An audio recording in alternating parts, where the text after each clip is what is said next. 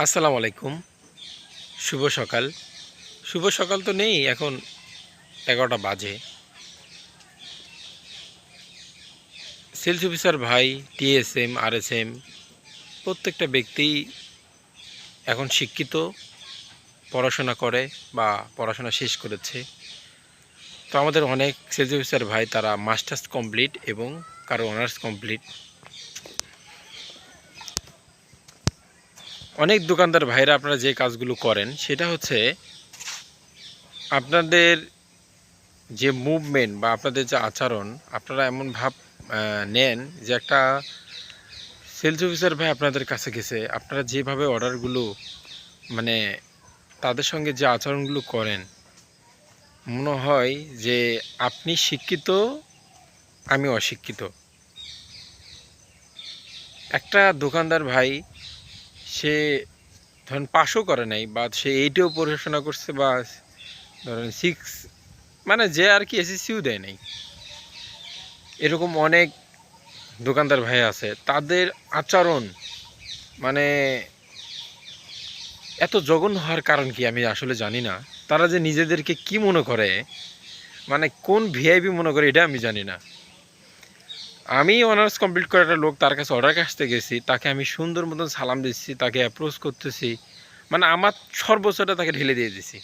কিন্তু তার কথা কি, এই ভাই সাইডে দাঁড়ান, মানে কথার একটা তো ভয়েস আছে। আপনারা বলছি আমি অর্ডার দিব, আপনি এখানে এরম এরম করতেছেন কেন? যান মিয়া যান। আমি বলি ভাই আচ্ছা ঠিক আছে, সাইডে দাঁড়ায় থাকতেছি ভাই। কই তুই বেশি কথা কস কি জন্য? তুই এত মানে বেশি কথা কস কি জন্য? হ্যাঁ, তোর আমি বলছি অর্ডার দেবো, আমি চলে যা। চিন্তা করেন, একটা দোকানদার ভাই যদি এই ধরনের অ্যাপ্রোচ করে, তাহলে মানে বিষয়টা কোথায় দাঁড়ায়? প্রত্যেকটা দোকানদার ভাইকে বলি, যারা যদি আমার এই ভিডিওটা দেখে থাকেন, আপনারা ভাই অনার্স কমপ্লিট করেন বা আপনার এসএসসি কমপ্লিট করেন, এটা আমার বিষয় না। কথা হলো আপনার মনুষ্যত্ব কতটুকু আছে বা আপনি মানুষ হিসেবে কতটুকু পজিটিভ, এটাই সবচেয়ে বড় বিষয়। আমরা রাস্তাঘাটে কুকুরকেও দেখলে সালাম দিয়ে যাই। আমরা একটা জঘন্য ব্যক্তি হলো তার সাথে ভালো আচরণ করি। এটা সেলসে চাকরি করে এসে যারা আগে উগ্র মেধাবী ছিল, তারা সেলসে চাকরি করে এসে তারা এগুলো তাদের ধৈর্য হয়ে গেছে বা সয়ে গেছে।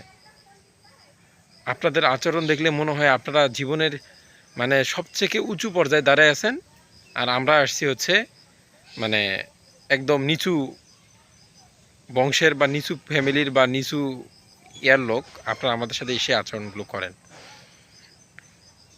আপনারা একটা বিষয় আবার বলতে পারেন কেউ কেউ, সেটা হচ্ছে ডাক্তার ভাই, ডাক্তার যে সে হাই কোয়ালিটি পড়াশোনা করে সে ডাক্তার হয়েছে।